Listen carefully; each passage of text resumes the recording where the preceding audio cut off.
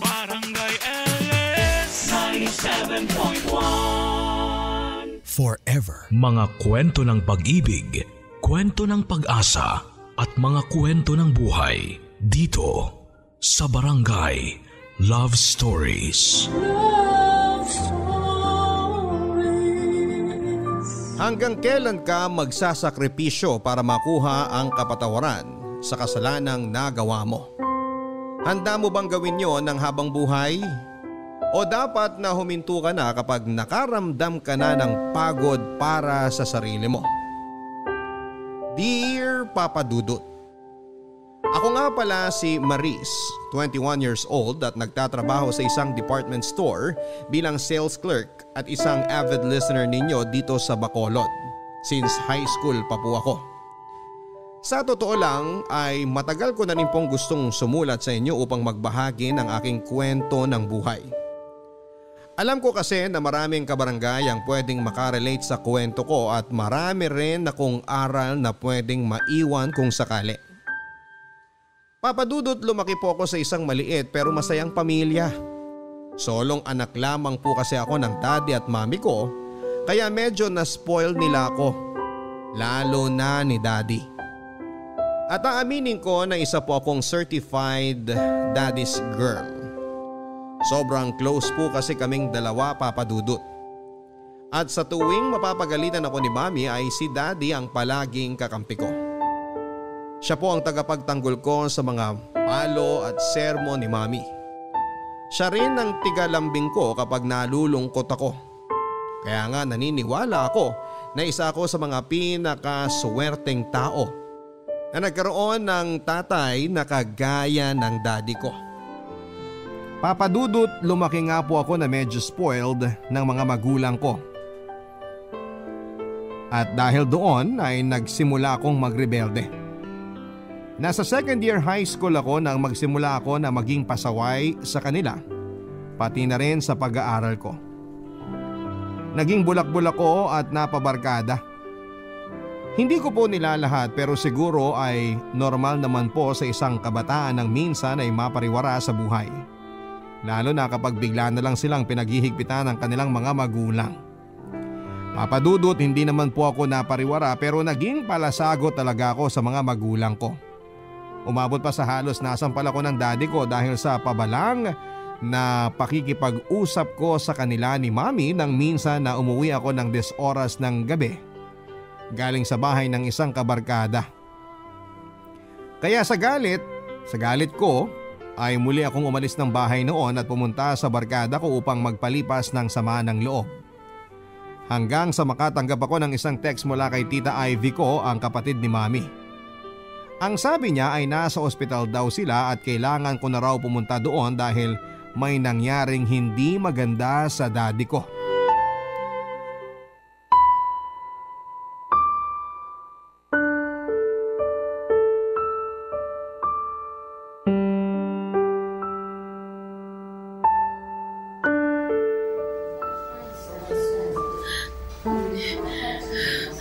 Ano na kayang lagay ni Daddy? Sana ayos lang siya.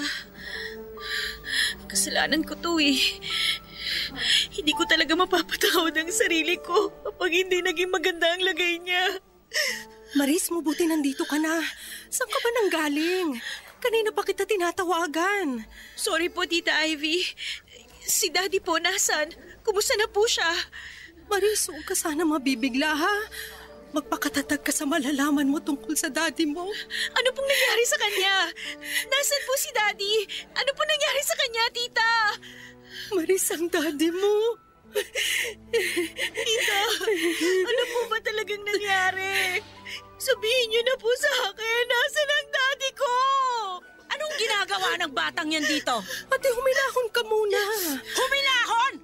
Paano ako hihinahon kung nakikita ko yung salot na yan dito sa harapan ko? Mami! Huwag mo ko matawag-tawag na mami, ha? Alam mo ba kung ano nangyari sa daddy mo? Nang dahil sa'yo, wala na siya! Naiintindihan mo ba yun? Maris! Wala na ang daddy mo! Ano po? Wala na po si Daddy? Oo! At ikaw may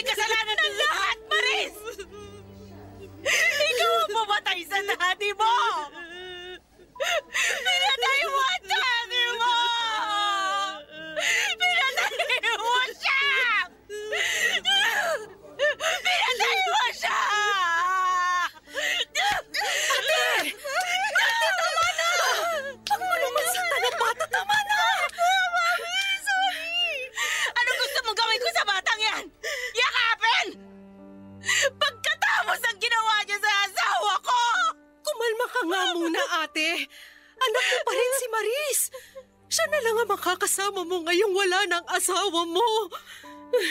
Yun na nga eh.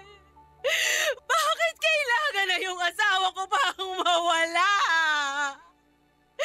Bakit hindi na lang yung salot na batong yan? Huwag ka na mong magsalita ng ganyan.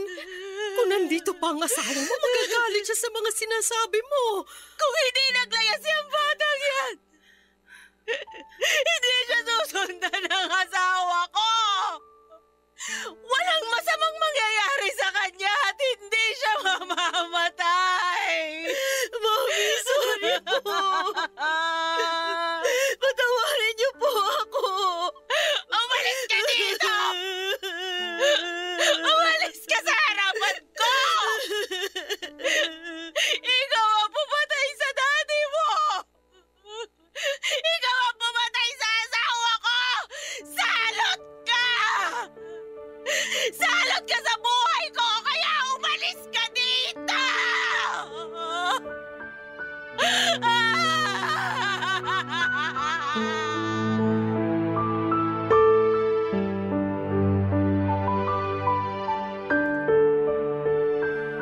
Papadudot nang makarating nga ako sa ospital ay doon ko nalaman ang lahat ng mga nangyari.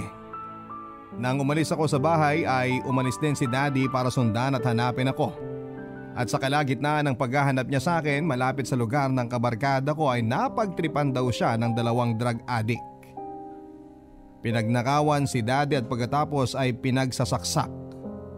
May nakakita sa mga nangyari at kaagad na nadala sa ospital si Daddy pero kaagad din siyang binawian ng buhay. Papadudot, sobra kong sinisisi ang sarili ko dahil sa mga nangyari. Oo, nahuli at naikulong ang 2 drug addict na may kagagawa ng mga nangyari kay Daddy pero sarili ko pa rin ang sinisisi ko sa pagkamatay niya. Tama naman si Mami. Kung hindi dahil sa akin ay hindi aalis si Daddy sa bahay. Hindi siya mapapahamak at hindi siya mamamatay. Kaya tinanggap ko lahat ng galit at paninisi ng mami ko. Papadudot mula nang mailibing si Daddy ay malaki ang nagbago sa bahay. Nawala ang masasayang tawanan at napalitan ng araw-araw na katahimikan. Palagi kasing tulala noon si Mami at bigla-bigla na lamang umiiyak. Mabuti na lamang at nagawa niyang makabalik sa kanyang trabaho pagkatapos ng halos 2 buwan. Pero hindi na rin bumalik pa ang masayahin at mapagmahal kong ina. Papadudot, mag-iisang taon na po ang lumipas pero kahit kailan ay hindi nawala ang galit ni Mami sa akin. Palaging mainit ang ulo niya sa tuwing makikita niya ako at umaabot pa sa halos pisikal na niya akong sinasaktan. Pero tinanggap ko ang lahat ng yon. Tinanggap ko kung gaano kasakit kasi kasalanan ko naman talaga ang lahat ng mga nangyari.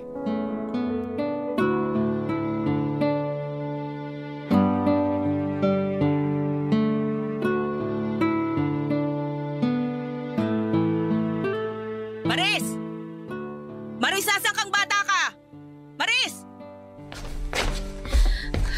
Mami, bakit po? Saan ka ba galing? Kanina pa kita tinatawag ah.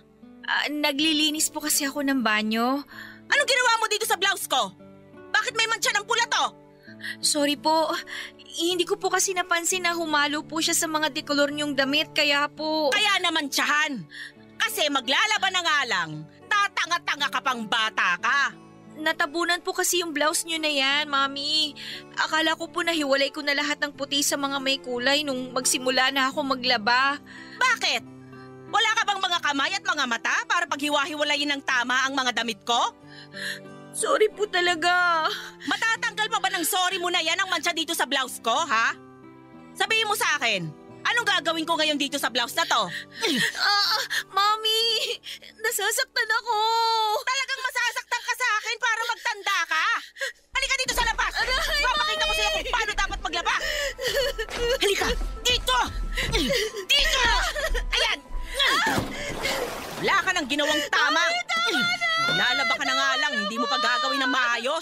Aray ko, Mami! Ate naman! Ano ba ginagawa mo sa anak mo? Tita Ivy! Tinuturuan ko lang niyang paglalaba. Tinuturuan? Halos ilublob mo na siya dyan sa palangkanan ng tubig Pwede ba, Ivy? Huwag ka nga makialam. Hindi mo nga alam kung anong nangyari kaya galit na galit ako sa katangahan ng bata na yan. Maglalaba na lang, hindi pa ayusin. Kung paglalaba lang din pala ang kinagagalit mo dyan, hindi mo na siya kailangan pasaktan ng ganito. Ate naman, hanggang ngayon ba si Maris pa rin ang sinisisi mo sa pagkawala ng asawa mo? Ivy, wag mo akong simulan ha. Wala ka kasing alam sa nangyari eh. Wala kayong alam! Pare-pareho lang kayo! Ayos ka lang ba, Maris? Opo, tita. Pagpasensya mo na lang muna ang mami mo, ha? Mag-iisang taon pa lang kasi mula nung mawala ang daddy mo. Kaya hanggang ngayon, hirap pa rin siyang tanggapin ang lahat. Kaya habaan mo muna sana ang pasensya at pag-unawa mo sa kanya, ha?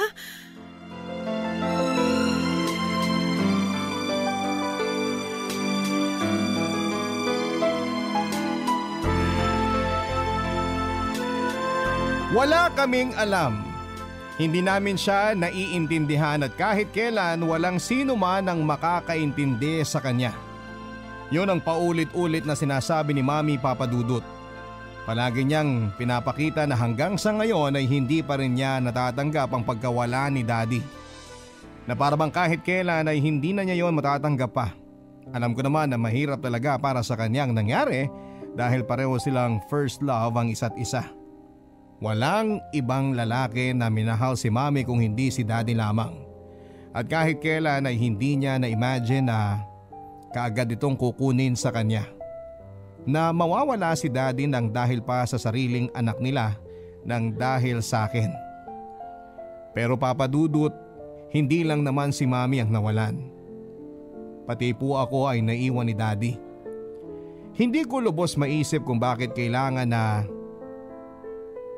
isarili ni Mami ang lahat ng mga sakit na kanyang nararamdaman. Bakit kailangan niyang paulit-ulit na ipamukha sa akin na kasalanan ko ang lahat? Ako tuloy ang napapaisip minsan kung ano ba ang kailangan kong gawin para matanggap ni Mami na wala na si Daddy. Ano ang kailangan na mangyari?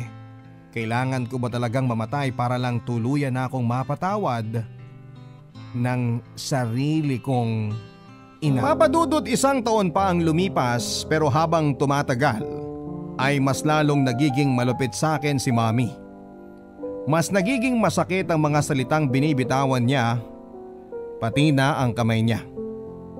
Pakiramdam ko nga minsan, Papa Dudut, ay nakakalimutan na niya na anak niya ako.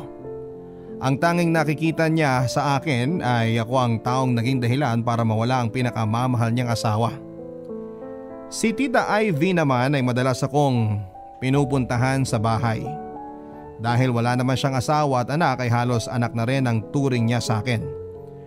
Magkasundo silang magkapatid ni Mami pero nang dahil sa akin ay halos nag-aaway na sila. Lalo na kapag napagbubuhatan na ako ng kamay ni Mami. Palaging sinasabi ni Tita Ivy kay Mami na wala akong kasalanan sa pagkawala ni Daddy kaya dapat ay hindi niya ako sinasaktan at pinagbubuntungan ng galit niya. Pero parang hindi yon iniintindi ni Mami. Dahil kahit kailan ay hindi naging maayos ang pakikitungo niya sa akin, Papa Dudut.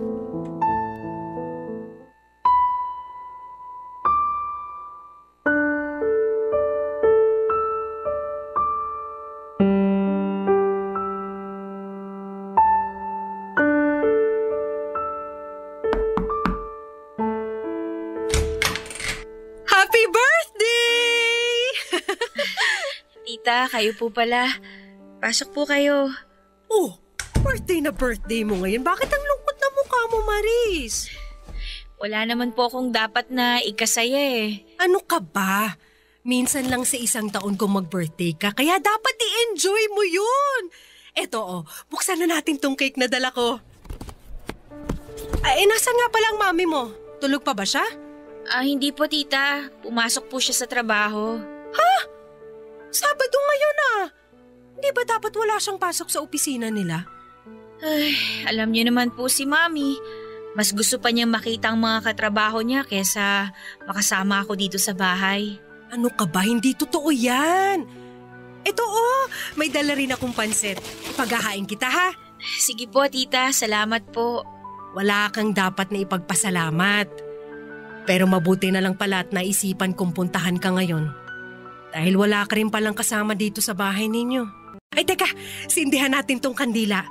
Nasaan na ba yung lighter ko? Ito. Ano nga palang wish mo ngayong birthday mo? Bago mo hipan tong kandila sa cake mo. Wala naman po akong mahihiling eh. Kasi kahit hilingin ko naman po na mabuhay si Daddy at bumalik siya sa amin ni Mami, kahit kailan hindi na po yun mangyayari. Kasi namatay na po siya ng dahil sa akin. Maris, 2 taon na ang nakakalipas. Alam kong hindi madali pero hindi matutuwa ang daddy mo kapag nakikita kanya nagkakaganyan. Alam niyo po, tita, tama naman si Mami eh. Sana ako na lang po yung nawala. Sana hindi na lang po si Daddy. Tahan na, Maris. Birthday na birthday mo. Umiiyak at nag-iisip ka ng ganyan. Ang hirap lang po kasi yung pakiramdam na pagkatapos mawala ni Daddy, parang nawala na rin po si Mami sa akin. Nawala na po yung lahat ng pagmamahal niya para sa akin. Pero naiintindihan ko naman po yun.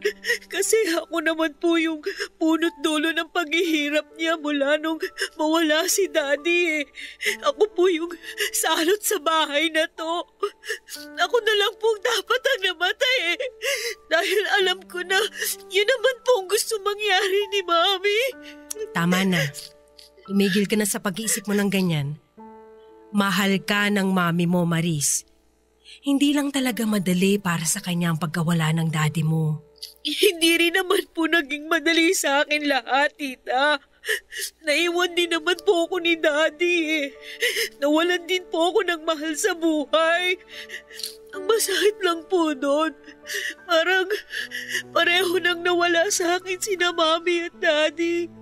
Dahil sa araw-araw na nakakasama ko si Mami dito sa bahay, wala naman akong ibang nararamdaman mula sa kanya kung hindi galit siya paninisi. Dahil ako nga po yung dahilan kung bakit namatay si Daddy. Tama po si Mami. Ako po yung pumatay kay Daddy, tita. Ako po yung dahilan ng pagkamatay niya. Ako na lang po sana yung namatay.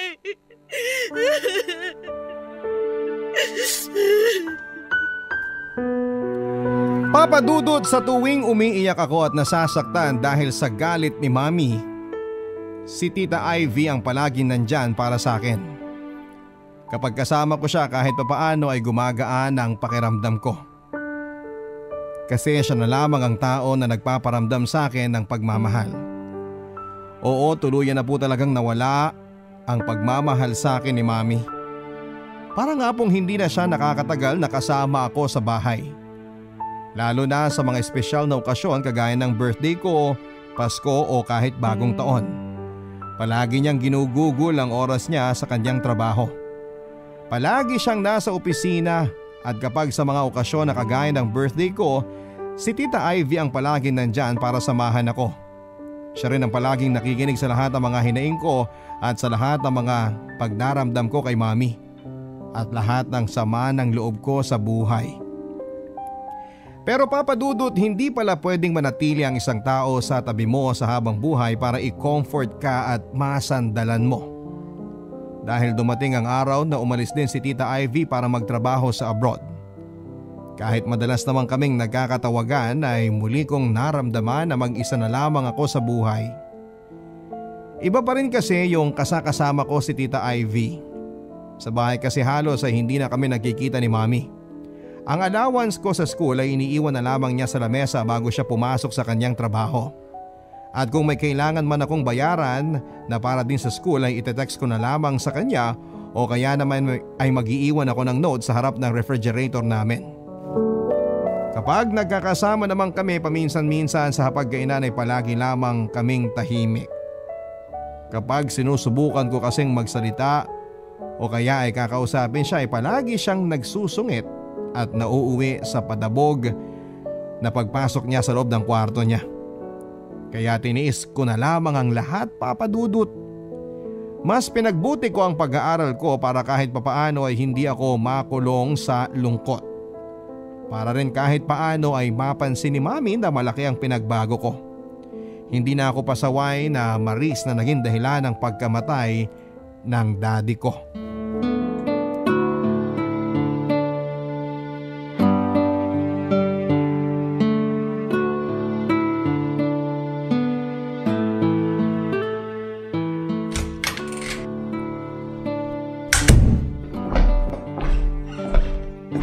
Mami, nandito po pala kayo ngayon sa bahay.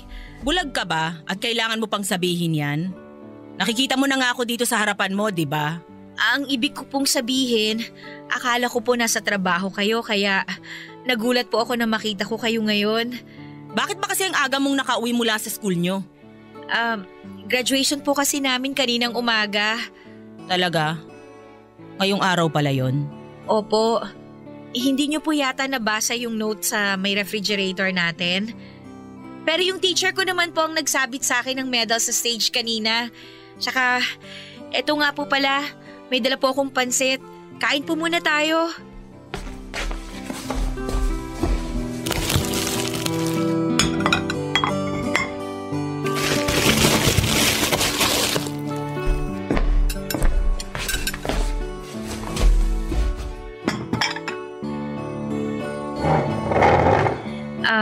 Mami, eto nga rin po pala yung medal ko. Third honorable mention po ako sa buong school namin. Ilagay mo na lang dyan. Mamaya ako na lang titingnan. Maaga nga po pala akong aalis bukas. Saan ka pupunta? Sasabay po ako sa mga kaklase ko na magte-take ng entrance exam sa university na malapit dito po sa atin. Mag-take ng exam? Para saan? Entrance exam po para sa college. Sino bang may sabing magka-college ka pa? Hindi ka natutuloy sa college dahil wala na akong pampaaral sa'yo. Pero pwede naman po ako mag-apply ng scholarship. Bakit? Kapag ba nag-scholar ka, wala ka na talagang babayaran? Eh hindi ba may mga miscellaneous pa yan? Maliit na lang naman daw po yung mga babayaran kapag nagkaroon na po ako ng scholarship. Eh saan nga ako kukuha ng maliliit na yan kung wala na akong trabaho? Wala na po kayong trabaho? Oo. Natanggal ako sa trabaho nung 1 linggo lang dahil nagbawas ng mga empleyado ang kumpanya namin. Pwede naman po ako mag-working student para matuloy ko po yung pag-aaral ko sa college. Ang tigas din ng ulo mong leche ka no? Kung yang kikitain mo sa sinasabi mong pagtatrabaho, idederecho mo na lang sa panggastos dito sa bahay, baka matuwa pa ako sa'yo. Pero gusto ko po kasi talagang mag-college. Sa wala kang ang pang-tuition. Mamili ka. Magka-college ka o pare-pareho tayong matutulog sa lansangan dahil wala na akong ibabayad sa upa nitong bahay na tinitira natin.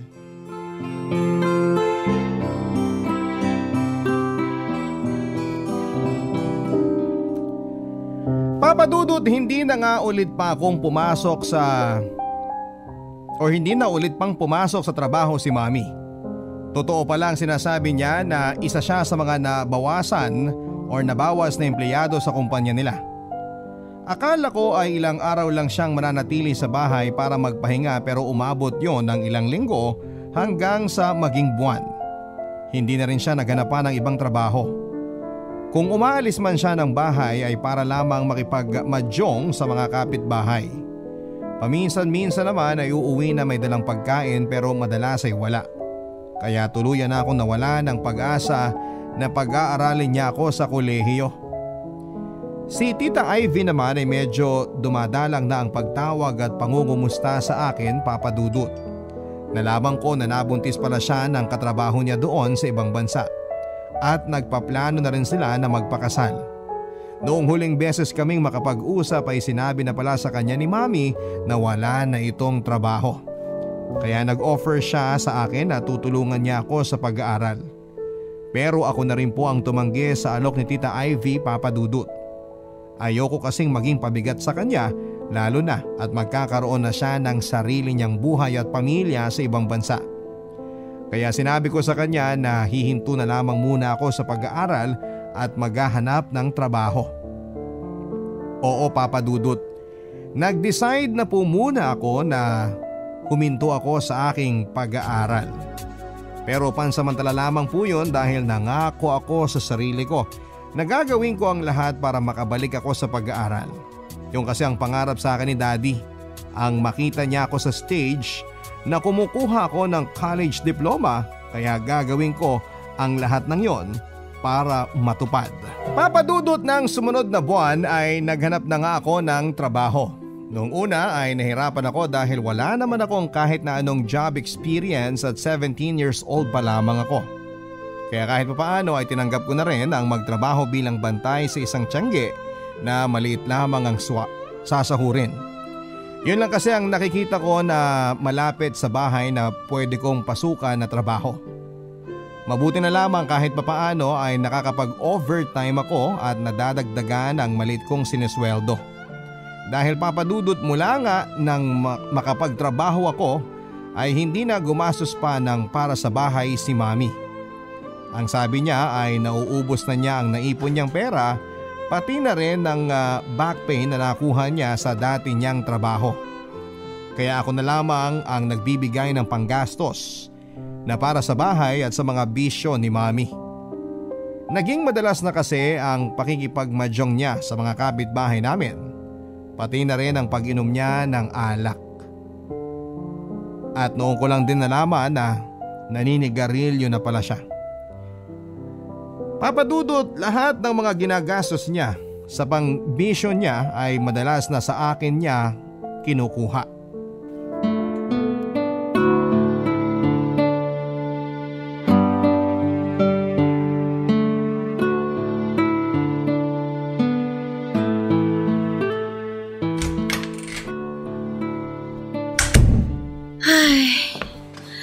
Grabe, nakakapagod yung biyahe.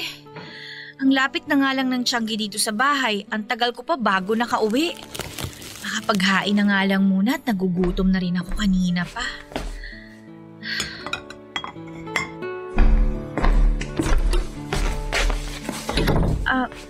Mami, gising pa po pala kayo.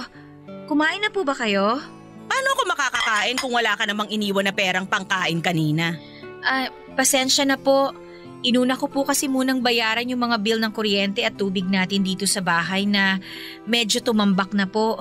At yung natira po sa sweldo ko kanina, ginamit ko naman po pambili ng konting grocery. Pero may dala rin po akong kanin at ulam. Binili ko dyan sa karinderya. Sabay na po tayong kumain, Mami. Ano pa nga ba? Kanina pa kumakalamang tiyan ko sa gutom kaya hindi mo na ako kailangang ayain pa.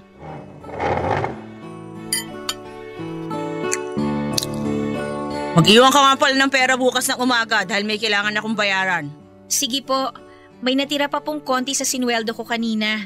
Mga magkano po bang kailangan nyo, Mami? 2,000. Po? Mami, medyo malaki po yung binayaran natin sa tubig at kuryente dahil ilang buwan na po tayong hindi nakabayad. Baka po… Bakit pala nagtanong ka pa kung magkano ang kailangan ko? Tapos magrereklamo ka ng ganyan sa akin ngayon? Hindi naman po sa nagrereklamo ako. Sinasabi ko lang po yung pinagkagastosan ng sweldo ko. Saan niyo po ba gagamitin yung 2,000? Kailan ka pa natuto na makialam at mag-usisa sa akin ng ganyan? Kung hindi mo naman pala ako bibigyan ng pera, wag mo na akong tinatanong-tanong pa. Dahil wala ka naman palang may tutulong sa akin. Nag-iipon rin po kasi ako ng para sa pang-tuition ko sa college. Kaya nagtatabi po ako ng maliit mula sa sweldo ko. Bakit ba kasi gusto mo pang mag-college? Bulakbol ka naman, di ba? Sasayangin mo lang yung pera mo para sa wala. Ay, tatawagan ko na nga lang si Ivy at sa kanya na lang ako hihingi ng pera. Huwag na po, Mami. Ako na lang po ang bahala sa kailangan ninyo. Malapit na po kasi siyang manganak kaya hindi rin po siya makakapagpadala ng pera sa inyo. Ang dami-dami mo pang sinasabi, magbibigay ka din pala. Ay, pero 1,000 lang po munang maiiwan ko bukas ng umaga. Babali na lang po ako sa boss namin sa trabaho para makuha ko po yung advance na sweldo ko. Ay nako, ano pa nga ba? Gawin mo ng 3,000 ang ibibigay mo sa akin, ha? Wala naman ang kailangan na bayaran na bills dito sa bahay, di ba? Kaya siguro naman makakaluwag ka na sa mga gastos. Kaya gawin mo ng 3,000 ang ibibigay mong pera sa akin. Naintindihan mo? Opo, Mami. Gagawan ko na lang po ng paraan. Papa Dudut, ayoko talaga nang humingi ng tulong si Mami kay Tita Ivy. Lalo na kung tungkol yon sa pera. Medyo maluwag kasi magbigay si Tita Ivy at kilala ko siya. Kahit alam niya na gagasusin lamang yon ni Mami para sa sugal o iba pang walang kwentang bagay, ay magbibigay pa rin siya. Kaya kesa mangyari yon ay ako na lamang ang gagawa ng paraan para maibigay ang gusto ni Mami. Papadudot nang lumipas ang 1 taon ay umalis na ako sa pagtatrabaho sa Tiangge at nag-apply naman sa isang department store. Natanggap po ako bilang isang sales clerk na mas mataas ang sweldo kahit papaano. Kaya mas nakapagtatabi na ako ng pera na iniipon ko para sa pang-tuition ko kung sakaling magpatuloy na ako sa pag-aaral sa kolehiyo. Gusto ko talagang makapagtapos ng kolehiyo kahit na hindi pa ako tulungan ni Mami. At gusto ko rin na maipakita sa kanya na totoong nagbago na ako. Hindi na ako yung anak nila ni Daddy na naging pasaway at bulakbol sa pag-aaral. Responsable na akong anak at tuto pa rin ko ang lahat ng plano nila sa akin ni Daddy noong nabubuhay pa siya. Ang makapagtapos ng pag-aaral at magkaroon ng maayos na buhay kasama sila. Makakabawi din ako sa kanila ni Daddy. Makakabawi din ako kay Mami at gagawin ko ang lahat para makita niya ang pagsusumikap ko para mabigyan siya ng maayos na buhay kagaya ng pangako ko sa kanila noon ni Daddy.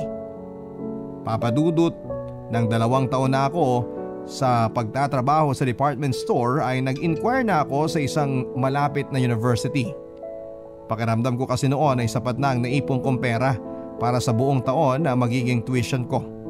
Nang sabihin ko kasi kay Tita Ivy ang tungkol sa pag-iipon ko ng pera para sa plano ko na muling pagbabalik sa pag-aaral ay nagpadala din po siya ng pandagdag na hindi ko natanggihan pa. Kaya nang makauwi ako sa bahay dala ang admission form ay excited akong chinek ang naipon kong pera para sa gagamitin ko na pang tuition ko.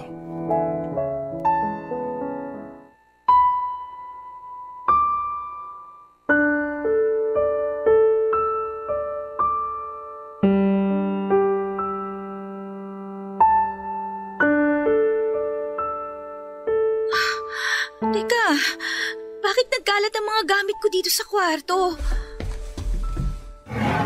Tsaka, bakit bukas tong lalagyan ko ng pera?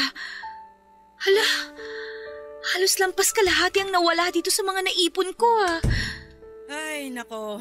Malas talaga ako ngayong araw na to.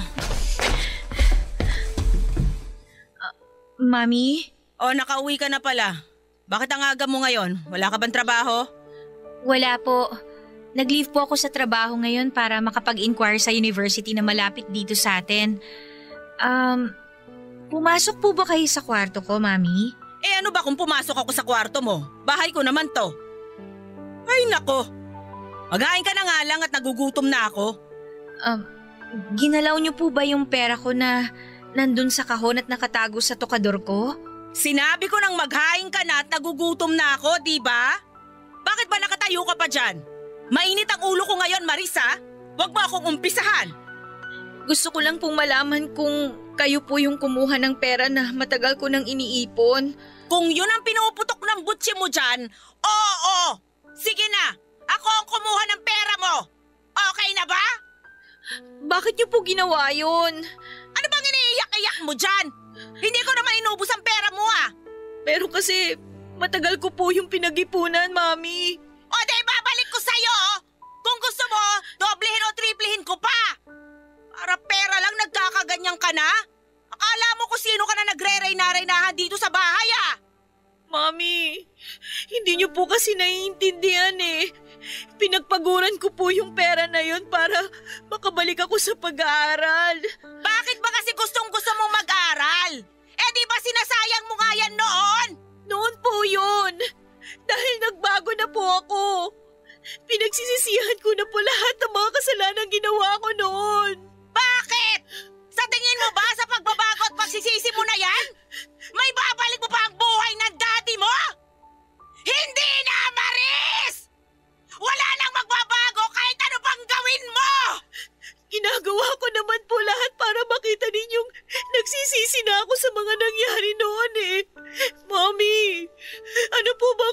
kailangan kong gawin para mapatawad ninyo ako?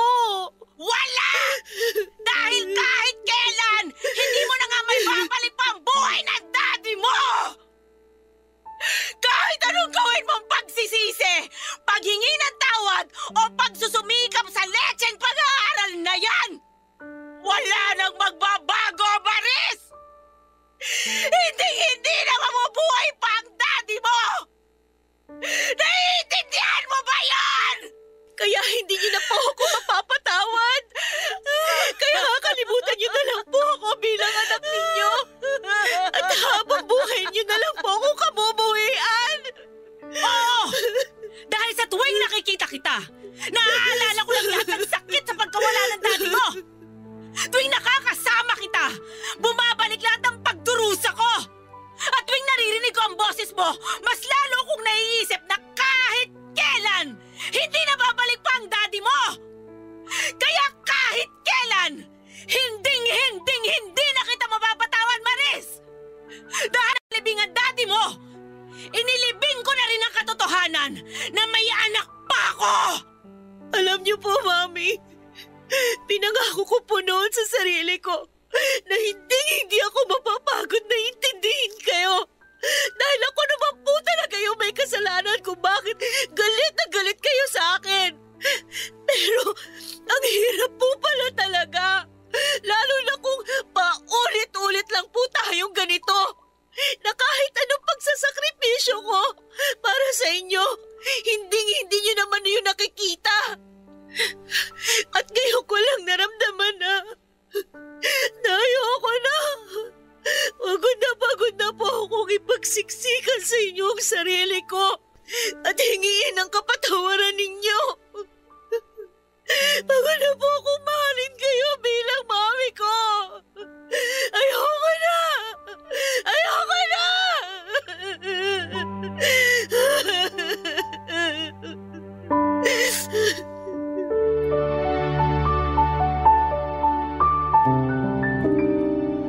Papa Dudut, mahirap po pala talagang hingin ang pagpapatawad mula sa taong mahal mo. Lalo na kung napakalaki ng kasalanang nagawa mo sa kanya. Nakakasawang maghintay at nakakapagod din palang magsakripisyo.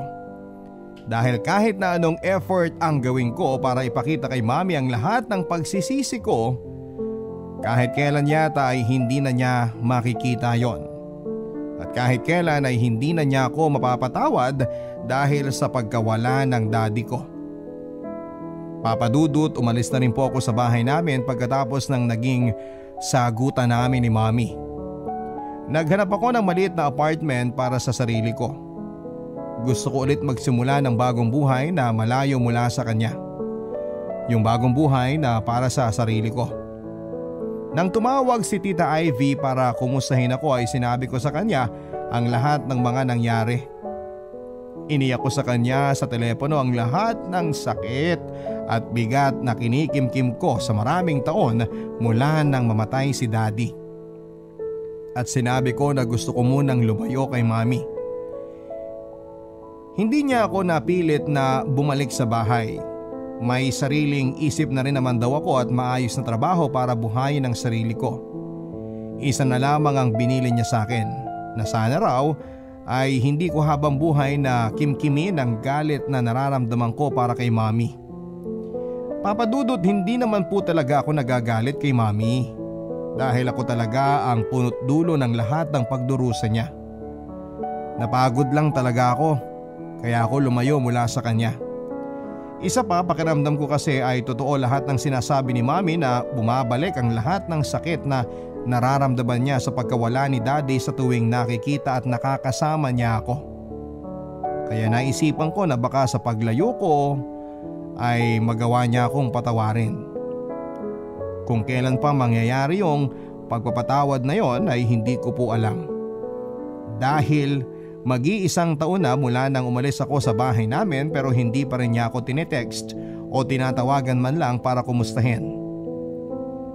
Papa Dudut, ano po ba ang mas dapat kong gawin?